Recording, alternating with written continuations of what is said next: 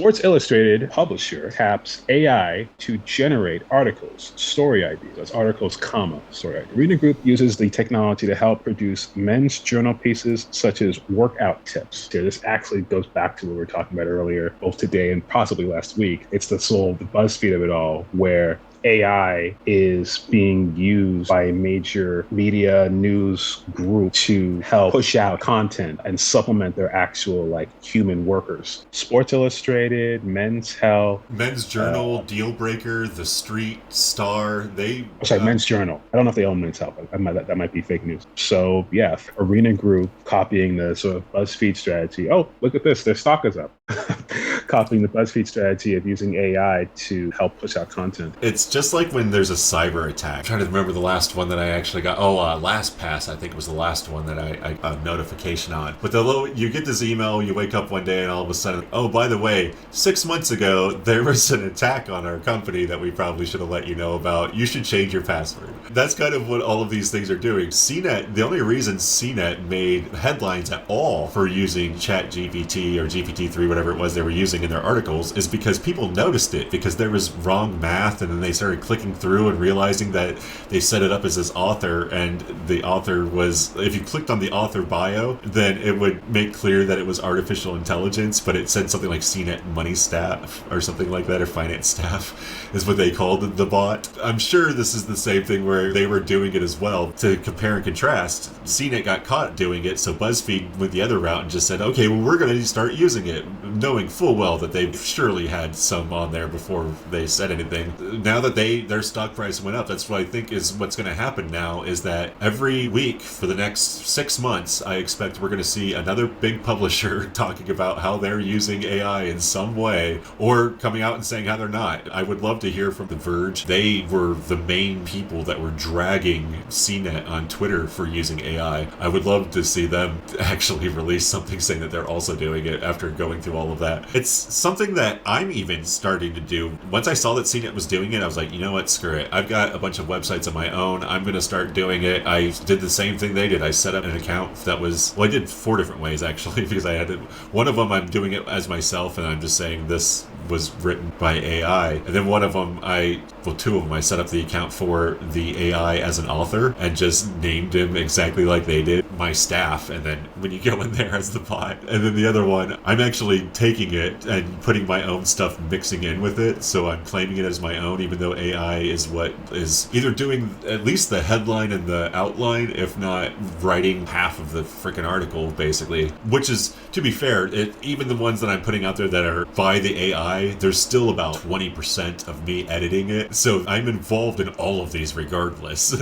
But depending on the level of where I'm doing it, I'm trying to test this myself, because at the end of the day, the more content you can have, this is how Motley Fool and The Balance, for example, were able to, or even The Street, how they were able to rise up when there was a Wall Street Journal and a Bloomberg and all these things already there, is that they put out a bunch of content. They would pay $15 to some freelancer to write something that someone else was normally getting paid like $1,000 or $800 for the Wall Street Journal. But they started off with just, pull a dictionary. If you want to build a blog, this is how you do it. You build traffic to your website using a blog. You just, whatever section, say cryptocurrency you want to write about, and then just write every single term that you could find related to it, and then just do 1,000 word blog on what the definition of that thing is. That's what Investopedia did, was just nonstop definitions of all these things, and then you get a trickle of traffic in there, and you mix that in with news, and you eventually will get something there. What they're doing is they're essentially, all of these, Sports Illustrated, Men's Journal, it's funny that they put Sports Illustrated in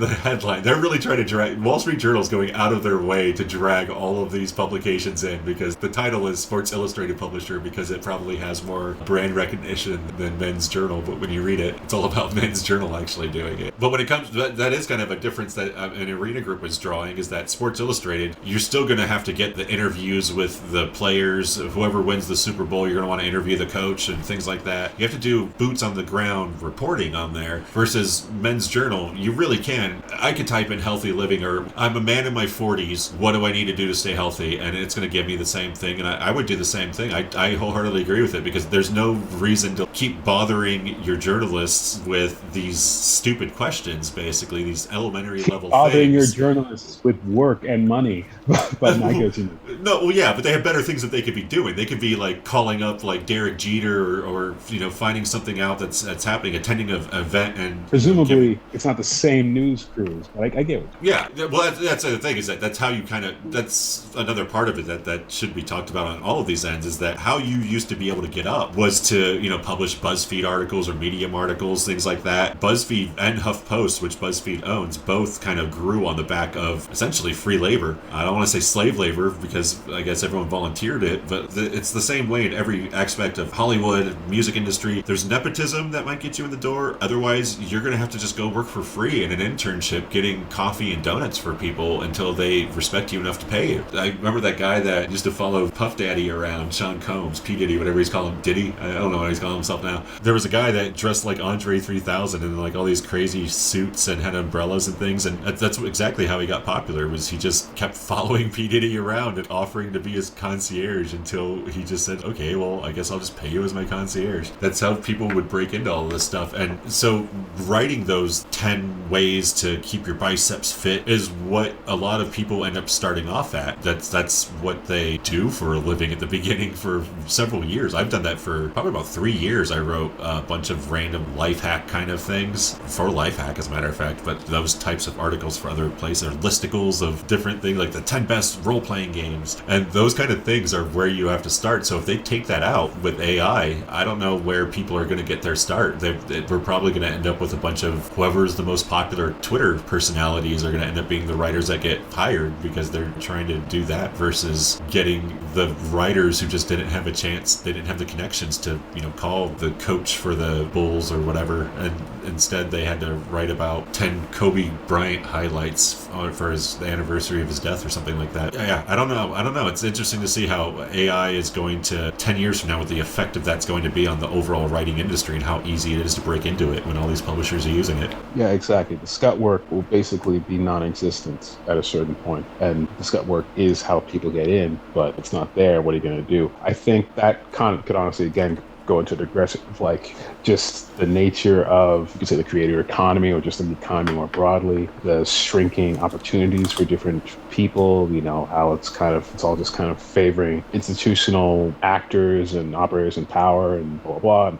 I'm sounding all like Marxist or conflict theory right now, but it's true. It's like the people who are already set up are going to be okay. The people who already have, their decently subscribed and paid Substacks, who already have their bylines and reputation and blue checks on Twitter that ostensibly they didn't pay for, although we both know there's a little bit of a situation with that one, the real quote unquote blue checks. But all of that versus someone who's just starting out today in 2023, how are you going to break in when the thing that you would have used to break in doesn't exist anymore? It's a tough one. Also, just to point out another level of that, the people that have the blue checks and the established Substacks and all those things, the reason that they typically have them is because they were a journalist for one of these major outlets. Like they worked for the New York Times for a minute, or they worked for the New Yorker, wherever it happened to be. That's usually how they get their following for the most part. You work your way up from whatever level you got in, and then you eventually get to a place where they platform you, in the sense of